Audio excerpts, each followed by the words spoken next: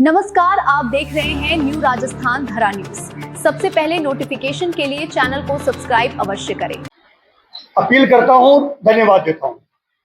और जो इस हॉल में पत्रकार साथियों के अलावा भी जो सर्व समाज के लोग हैं, उनका पत्रकार साथियों का स्वागत करता हूं। बहुत ही महत्वपूर्ण विषय है और इस महत्वपूर्ण विषय पे ये विशेष प्रेस वार्ता है जो मैं राजस्थान के सभी जिलों में जाके कर रहा हूं। बहुत लोगों को पता है, बहुत लोग पता नहीं है EWS क्या है। तो पहले तो मैं सभी प्रेस भाइयों से, प्रेस के पत्रकार बंधुओं से अपील करूंगा कि मेरी बात को आप अच्छे से सुनेंगे और आपके चैनल के माध्यम से, आपके अखबार के माध्यम से, आपके सोशल प्लेटफॉर्म के माध्यम से, सोशल प्लेटफॉर्म हैंडल के माध्यम से मेरी बात पहुंचेगी तो आम जन को इसका जबरदस्त फायदा होगा। EWS का पूरा नाम है economically weaker section. Economically weaker section Hindi में नाम है आर्थिक पिछड़ा वर्ग। जैसे अनुसूचित जाति, अनुसूचित जनजाति यानी SC ST वर्ग है, जैसे पिछड़ा वर्ग है OBC, वैसे ही ये आर्थिक पिछड़ा वर्ग है। ये वर्ग में कौन सी जातियां हैं, कौन से समूह है? SC ST OBC के अलावा जो बाकी जातियां बची हैं, जो बेनिफिट SC ST में नहीं ले रही, जो बेनिफिट OBC में नहीं ले रही, वो बची जातियां सभी वो अन्य जो यानी जो आर्थिक पिछड़ा वर्ग है, आर्थिक यानी जो आर्थिक रूप से कमजोर हैं, आर्थिक रूप से उन जातियों का समूह को आर्थिक पिछड़ा वर्ग कहा गया है। इसमें सभी धर्मों के लोग हैं।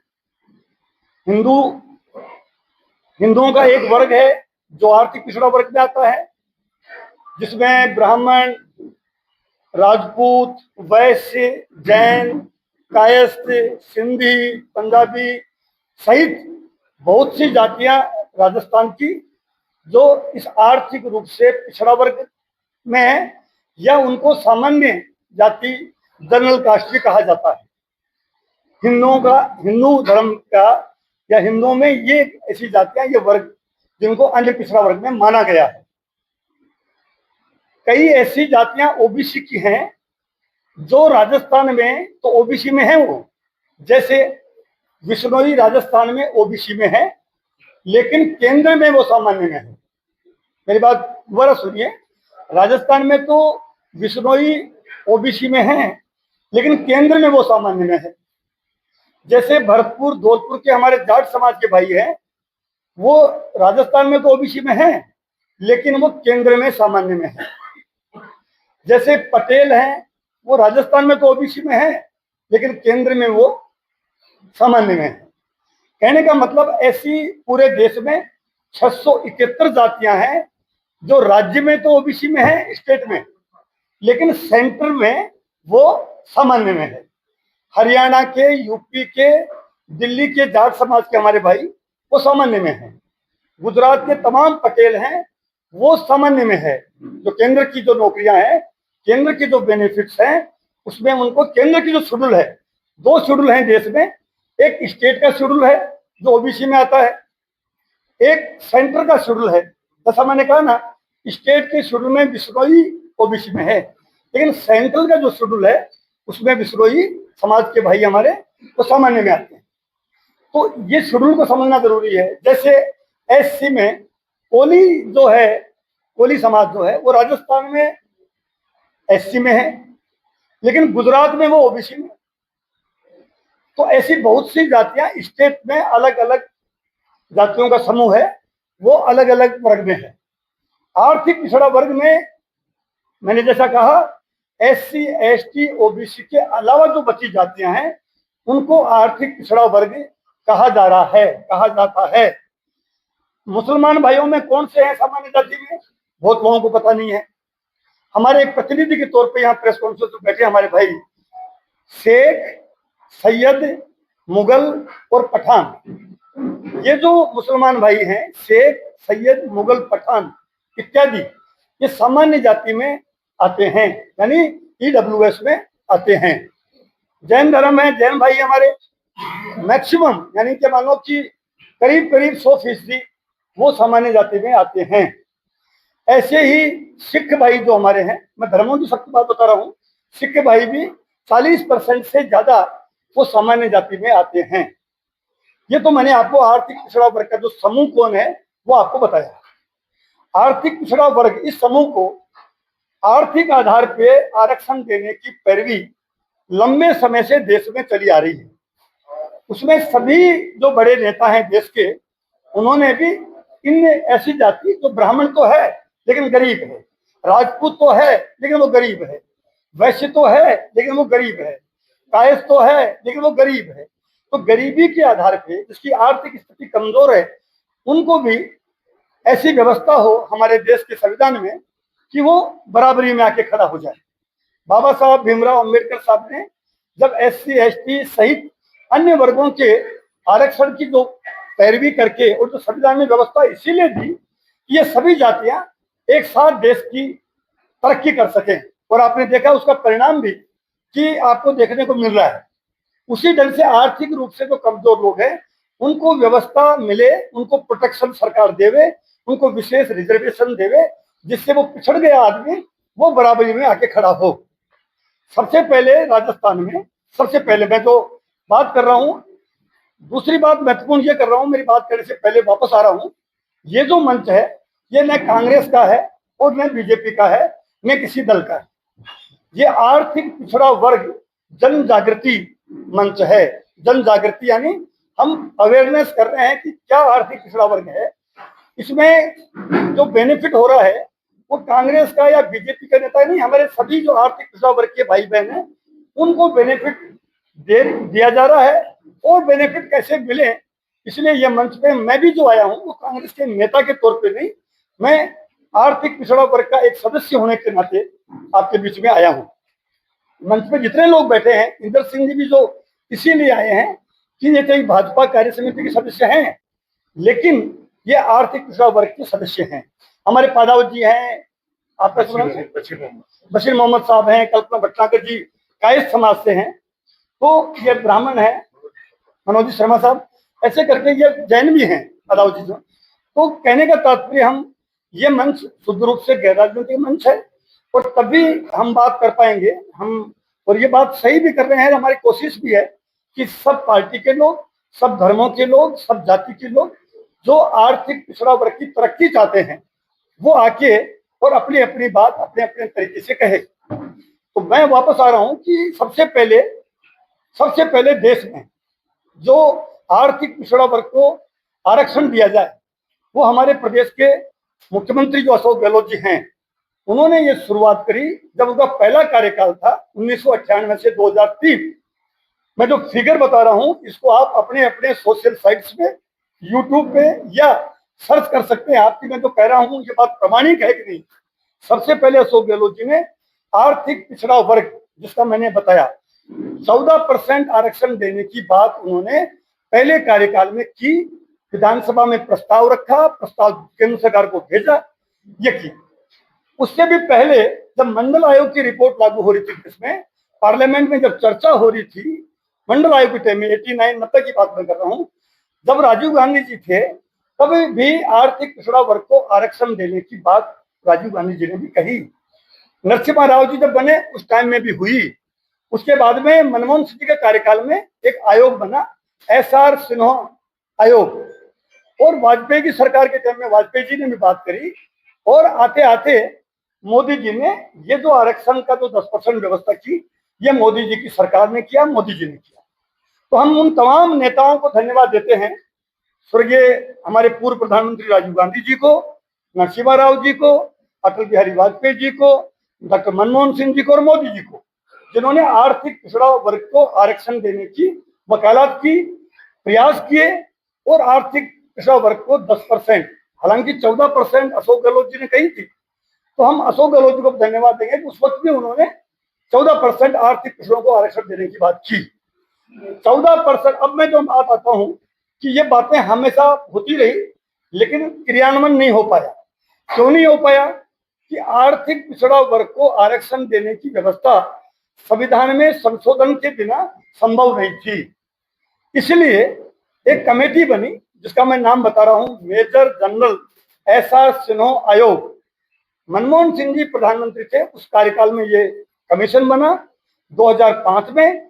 5 साल इन्होंने पूरा देश में भ्रमण करके और अपनी रिसर्च करके, अपना सर्वे करके, एनालिसिस करके 2010 में उन्होंने रिपोर्ट पेश की भारत सरकार को कि आर्थिक पिछड़ा वर्ग में आने वाली जातियों को रिजर्वेशन देना चाहिए। अपनी रिपोर्ट में उन्होंने सिफारिश करी और उन्होंने कही कि केवल इनकम को बेस बना के ही यह रिजर्वेशन देना चाहिए। 2014 में प्रधानमंत्री नरेंद्र मोदी जी बने। उन्होंने भी 2019 में यानी 12 जनवरी 2019 को आर्थिक पिछड़ा वर्ग को 10% आरक्षण दिया गया संविधान का 103वां संशोधन करके। इसलिए हमने जो ही ये आरक्षण उन्होंने दिया, हमने खुले दिल से, खुले मन से प्रधानमंत्री जी का हमने स्वागत किया, धन्यवाद दिया कि आपने आर्थिक पिछड़ा वर्ग को रिजर्वेशन दिया। हमने धन्यवाद दिया। लेकिन जब वो रिजर्वेशन का गजट नोटिफिकेशन बाहर आया और वो बाहर आया तो हम जैसे तमाम समाज विज्ञानी, समाज के जो चिंतक लोग थे, उन्होंने उसको स्टडी किया। स्टडी करने पर पाया कि उन्होंने आरक्षण देने दिया तो सही 10%, लेकिन उसमें 5 शर्तें जोड़ दी। जो जनवरी 2019 में 10%, फिर मैं बोल रहा हूं 10%, 14% की डिमांड थी, 10% किया दिया। लेकिन हमने धन्यवाद दिया, स्टडी किया, पाया तो उन्होंने 5 शर्तें जोड़ दी। 5 शर्तें कौन सी जोड़ी वो मैं आपको बता रहा हूं। नंबर 1 शर्त, 8 लाख इनकम से ज्यादा या 8 लाख इनकम होगी वो EWS आरक्षण का हकदार नहीं होगा। सालाना वार्षिक आय किसी की भी परिवार की 8 लाख इनकम होगी, वो इस आरक्षण का हकदार नहीं होगा। शर्त नंबर 2, जिस परिवार के पास 5 एकड़ भूमि होगी, 5 एकड़, पूरे देश में ये लागू हुआ, 5 एकड़ भूमि होगी, वो भी EWS आरक्षण का हकदार नहीं होगा। अब आप देखिए, 5 एकड़ जमीन की शर्त है, वो आसाम, नागालैंड और जो छोटे प्रदेश हैं या जो पहाड़ी जो राज्य हैं, वहां तो 5 एकड़ की समझ में आती है। लेकिन राजस्थान जैसा इतना बड़ा भूभाग हो, बाड़मेर, जैसलमेर, सांचौर, इधर अपने ये जो 5 बीघा जमीन है, 5 एकड़, इसमें जो इनकम होती है सालाना, और ये सालाना इनकम का जो डाटा है, ये भारत सरकार ने रखा है, नीति आयोग ने और अशोक दलवाई कमेटी ने। उन्होंने माना है, भारत सरकार ने, कि 5 एकड़ भूमि किसी के पास है, वो सालाना 2 लाख से 2.5 लाख रुपए उसके इनकम होती है। अब आप जब खुद ही मान रहे हो कि 2 लाख 2.5 लाख होती है, तो 8 लाख की आपने नंबर 1 शर्त लगा दी, तो आप बताइए खुद ही सारे लोग कि क्या ये शर्त लगाने का राजस्थान में और देश में बराबरी ये शर्त लगानी चाहिए थी क्या? तो ये शर्त लगाना उनका अनुचित था, अव्यवहारिक था। इससे हमारे EWS के भाई बहन को सर्टिफिकेट बनाने में कठिनाई आ रही थी। नंबर 2 शर्त बताइए। नंबर तीसरी शर्त क्या लगाई? अब सुनना आप, तीसरी शर्त लगाई, गांव में भी किसी भी आर्थिक पिछड़ा वर्ग का जो हमारा भाई बहन है, उसके पास गांव में 200 गज का प्लॉट होगा। आपकी सब सुनना साहब, गांव में 200 गज का प्लॉट होगा गांव में, वो भी इस आरक्षण का पात्र नहीं होगा। अब आप सोचिए, आप में से कोई ऐसा आदमी बैठा है जो गांव में रहता हो और जिसके पास 200 गज का प्लॉट नहीं हो। 200 गज का प्लॉट गांव में मतलब, अगर पशुपालक भी है, वो 2 गाय, 2 बकरी, 1 भैंस भी अगर रखता है, उसको भी चारे के लिए, पशु बांधने के लिए, खुद के रहने के लिए 200 गज से ज्यादा ही चाहिए। तो ये जो शर्त है जो लगाई, तीसरी शर्त, इस आरक्षण को देने के पीछे ये शर्त भी अव्यवहारिक थी, जिसको हमने ये माना कि ये शर्त हटनी चाहिए। आप सब भी मैं समझता हूं मेरी बात से जरूर आप सहमत होंगे। शर्त नंबर 4, शर्त नंबर 4 क्या है? अगर कोई परिवार शहर में रह रहा है, शहर कैसे? नगर पालिका क्षेत्र, नगर परिषद क्षेत्र, नगर निगम क्षेत्र, उसमें कोई रह रहा है, उसके पास 100 वर्ग का प्लॉट है, 100 वर्ग, वो भी इस EWS आरक्षण का पात्र नहीं होगा। अब आप बताइए 100 वर्ग गज की शर्त। शर्त नंबर 5 आ जाओ अब आप। शर्त नंबर 5, 1000 स्क्वायर फीट का फ्लैट मकान, 1000 स्क्वायर फीट का फ्लैट अगर किसी परिवार के पास है देश में वो भी इस ईडब्ल्यूएस आरक्षण का पात्र नहीं होगा। अब आप बताइए, एक फ्लैट ब्यावर में है, एक फ्लैट जैतारण में है 1000 फीट का, और एक फ्लैट 1000 फीट का बंबई में है। बंबई वाला फ्लैट की रेट और ब्यावर वाला फ्लैट की रेट और जैतारण के फ्लैट की रेट में कितना अंतर होगा। पूरे देश में समान रूप से 1000 स्क्वायर फीट का फ्लैट की जो शर्त लगाई, ये शर्त कितनी अव्यवहारिक है।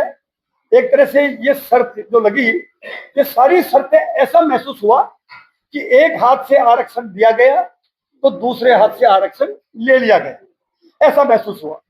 जब सभी समाजों के लोग इस आरक्षण की स्टडी करी तो उन्होंने अलग अलग मंचों से ब्राह्मण समाज के लोग, वैश्य समाज के लोग, जैन समाज के लोग, जितने भी राजपूत समाज के लोग और जो भी जितने भी समाज आर्थिक पिछड़ा वर्ग में आते हैं, उन्होंने अपने अपने तरीके से प्रधानमंत्री जी को ज्ञापन दिए, ध्यान आकर्षण किया।